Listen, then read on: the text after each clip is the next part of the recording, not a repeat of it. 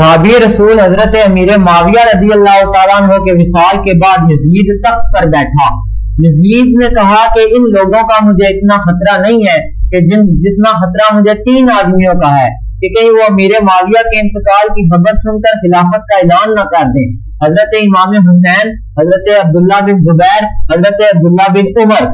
Yazid ने governor Medina को खत लिखा। गवर्नर मदीना थे वलीद बिन उकबा, और खत में लिखा कि हजरत इमाम हुसैन, हजरत अब्दुल्ला बिन जुबैर और हजरत अब्दुल्ला बिन उमर को बुलाकर उनसे बैत लो, अगर ये बैत ना करें तो उनको कत्ल कर दो। इब्ने ज़ियाद वो खत लेकर गया और गवर्नर मदीना ने जब वो खत पढ़ा तो उनकी रूह कांप गई। उन्होंने सोचा कि ये कैसे हो सकता है कि नवासा रसूल इमाम हुसैन को मैं कत्ल करूं, ये कैसे हो सकता है कि हजरत अब्दुल्ला बिन जुबैर, हजरत अब्दुल्ला बिन उमर को मैं कत्ल करूं। लिहाजा उसने मशवरा लेने के लिए बुलवाया मरवान को। मरवान कौन है? मरवान वो शख्स है जिसके बाप पर मेरे आका करीम ने लानत भेजी थी, और इसके बारे में हुजूर ने फरमाया था दरगट का बेटा।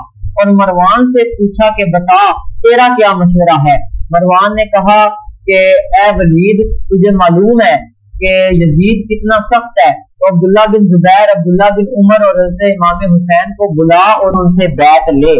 लिहाजा पैगाम भेजा गया और हजरत इमाम हुसैन को मालूम हो चुका था कि हजरत अमीर माविया रज़ी अल्लाह तआला अन्हु का इंतकाल हो गया है। इमाम हुसैन ने अपनी फौज तैयार की और फिर फरमाया कि अगर मेरी आवाज ऊंची हो जाए तो दरबार के अंदर आ जाना, वरना बाहर ही ठहरे रहना। जब गवर्नर मदीना के पास हाजिर हुए तो उसने कहा कि ए इमाम हुसैन, यजीद की बैत कर लो। तो हजरत इमाम हुसैन ने फरमाया कि मेरे अंदर खून पाक है, मैं कभी भी प्लीत के हाथ पर बैत नहीं करूंगा। और हुसैन कहकर वहां से चलने लगे तो मरवान ने कहा वलीद, आज तेरे पास मौका है, हुसैन को कत्ल कर दो।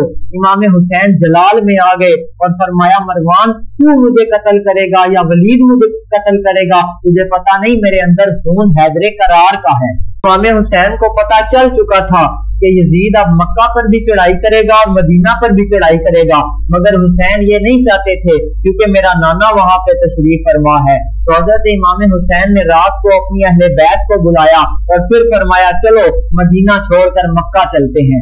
जाने से पहले हजरत इमाम हुसैन ने रोज़े रसूल पर हाजिरी दी और फिर फरमाया ए नाना जान, जिस हुसैन से आप प्यार करते थे आज वो हुसैन करबला के मैदान में जा रहा है। और फिर हजरत फातिमा यानी अपनी माँ की कब्र पर हाजिर होकर फरमाया अम्मी जान, जिस शहजादे को देखे बगैर आपका गुजारा नहीं होता था आज वो शहजादा मदीना छोड़कर जा रहा है। और फिर हजरत इमाम हुसैन मदीना शरीफ को अलविदा करते हुए दोनों हाथ उठाकर फरमाते हैं या रसूल अल्लाह, और आज हुसैन मदीना छोड़कर जा रहा है और सबको अलविदा कह के जा रहा है। और हजरत इमाम हुसैन की आंखों से आंसू जारी है, जिसने देखा उसकी आंखों से भी आंसू जारी हो गए, क्योंकि ये छोटी बात नहीं। 55 साल इमाम हुसैन मदीने में रहे और लोगों ने पूछा कि हुसैन क्यों रो रहे हो? तो आपने फरमाया कि क्या करूं कि याद आती हैं सुनहरी जालियां, दिल में एक हलचल मचाती हैं सुनहरी जालियां। जब इमाम हुसैन मदीना शरीफ में आए तो कूफा वालों ने खत लिखे कि ए हुसैन, आप कूफा में आ जाएं, हम आपकी बैत करेंगे, क्योंकि यजीद तख्त पर बैठ गया है, वो शराबी भी है, जानी भी है, बदकार भी है।